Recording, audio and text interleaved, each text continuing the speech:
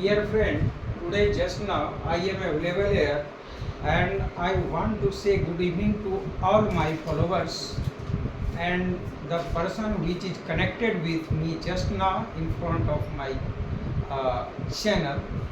Just now I am going to discuss here oxidation of aldehyde in presence of CONC-HNO3. Then at first I want to show that how HNO3 will help to oxidize aldehyde.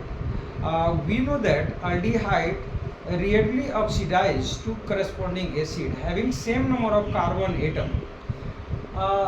But there is a question कि how HNO3 oxidized by which substance be produced by using HNO3 and they oxidized easily to aldehyde in corresponding acid.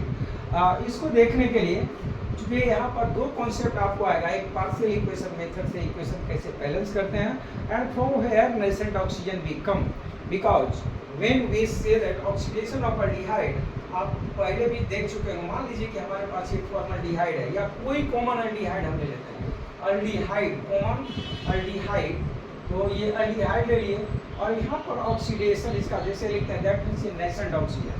और nascent oxygen में oxidising agent use करते हैं, कौन कौन use करेंगे हम, मान लीजिए कि HNO3 यूज किया गया इसके लिए और K2Cr2O7 यूज किया गया, HNO3 ये KMnO4 यूज किया गया। तो अब मैं ये लिख देता हूँ कि करस्पॉन्डिंग एसिड बना है, तो इससे काम नहीं चलने वाला, इसका हमको जानना है कि आखिर कैसे बना है।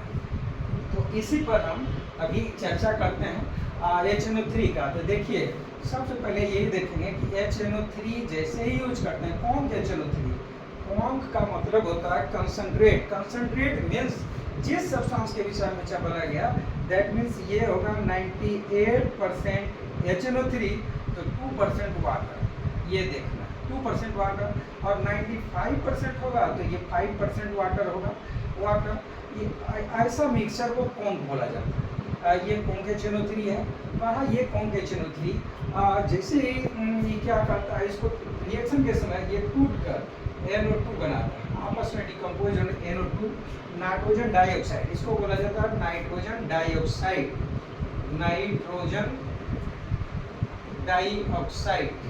चलिए, और उसके बाद ये H2O देता है और it give also a intermediate product which life period is some second, कुछ सेकेंड तक, 50 सेकेंड, 40 सेकेंड, 34 सेकेंड, और इसको बोला जाता है नेसेंट ऑक्सीजन। ये रिएक्शन के क्रम में तुरंत बनता है और तुरंत खत्म हो जाता है, इसको बोला जाता है नेसेंट ऑक्सीजन।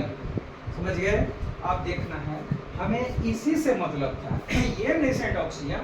यहाँ पर जो अल्डिहाइड हम यूज करेंगे जिसका मन, देखिए यहाँ पर हमने लीजिए RCHO, तो इसमें ये नेसेंट ऑक्सीजन यहीं से यह जो आया नेसेंट ऑक्सीजन इसको ऑक्सीडाइज कर देता है, ये करस्पॉन्डिंग एसिड में कन्वर्ट हो गया।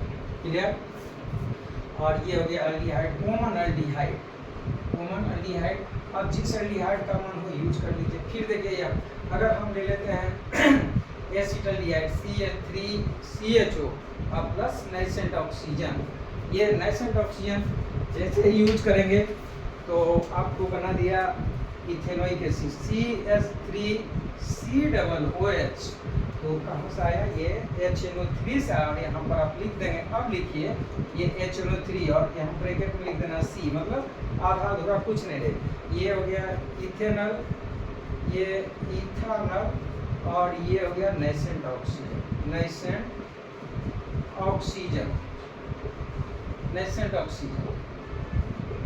तो इस तरह से आप यह देखें कि अल्डिहाइड का ऑक्सीडेशन हो रहा है किसके प्रेजेंस में, CONC-HNO3 के प्रेजेंस में, जिसको मैंने आपको दिखाया कि aldehyde react with nascent oxygen produce by CONC-HNO3 for corresponding acid having same number of carbon atom, but I have tried to so that from where nascent oxygen be produced during oxidation of aldehyde, then I can say that with the help of reaction when we use conc HNO3, the conc HNO3 be converted into nitrogen dioxide and water and nascent oxygen. Nascent oxygen is a newborn oxygen atom produced during the decomposition of conc HNO3, which life period be very short, and in very short time that nascent oxygen be oxidized to given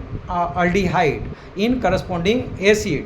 next video में, next class में मैं आपको बताऊंगा oxidation of aldehyde in presence of potassium dichromate और KMnO4.